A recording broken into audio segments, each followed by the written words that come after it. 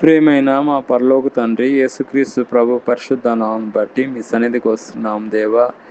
ఈ ఉదయకాలన ఎక్కడైతే ఇద్దరు ముగ్గురు మీ నామలో కూడి ప్రార్థన చేస్తారో ప్రభువ, అక్కడ మీరు ఉంటానా దేవా. మీకు స్తోత్రం నాయన. ఈ సమయంలో ప్రత్యేకంగా నేను ప్రార్థన చేస్తున్నా అయ్యా. మీ మహాకృప తండ్రి, గత నెల ఏప్రిల్ నెలంతా కూడా కాపాడారు ప్రభా.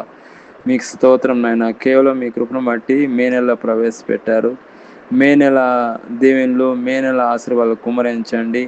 ఈ నూతన ఆశీర్వాదాలు కుమ్మరించండి, నూతన దీవెనలు కుమ్మరించండి. వీళ్ళంతా కూడా ప్రభా ఆశీర్వాదకరంగాను, దీవెనకరంగాను, మహిమకరంగా చేయండి ప్రభా. ఎవరైతే ఈ ఉదయకాలన ఏకీభవిస్తున్నారో ప్రతి ఒక్కరిని పేరు పేరు అంతా ఆశ్రయించండి, దీవించండి. వాళ్ళ యొక్క ప్రతి అక్కర, ప్రతి అవసరం తీర్చండి. ఈ నెలంతా కూడా నాయన, మే నెలంతా కూడా ప్రభు ఆశీర్వాదకరంగాను, దీవెనకరంగాను, మహిమకరంగా చేయండి. అదేవిధంగా ఎవరైతే ఈరోజు అయ్యా ప్రత్యేకంగా పుట్టినరోజు జరుపుకుంటున్నారో ఈ నెలంతా, ఈ సంవత్సరం అంతా ప్రభా ఆశీర్వాదకరంగా చేయండి. సంవత్సరం అంతా దీవెనకరంగా చేయండి. అదేవిధంగా ఎవరైతే పెళ్లి దినం జరుపుకుంటున్నారో ఇదే సంవత్సరం అంతా అనన్యంగా జీవించే కృపను దయచేయండి. ప్రత్యేకమైన కృపతో నింపండి.